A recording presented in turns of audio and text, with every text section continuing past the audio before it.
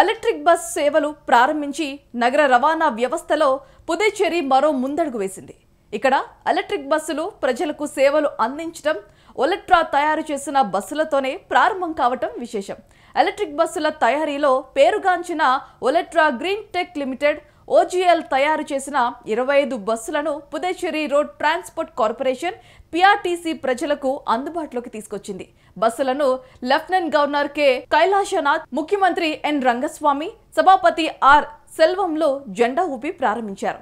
Electric బస్సులను mega engineering and infrastructure limited, group సంస్థ EV ట్రాన్స్ private limited గ్రాస్కోస్ contract విధానంలో 12 సంవత్సరాల పాటు నడిపించడంతో పాటు మెయింటెనెన్స్ చేస్తోంది. మరి ఈ సందర్భంగా Olectra green tech limited managing director Mahesh Babu మాట్లాడుతూ పుదుచ్చేరి ప్రభుత్వం PRTCతో స్మార్ట్ సిటీ మిషన్ కింద స్థిరమైన రవాణా రంగంలో భాగస్వామ్యం కావటం తమ సంస్థకు గర్వకారణమని తెలిపారు.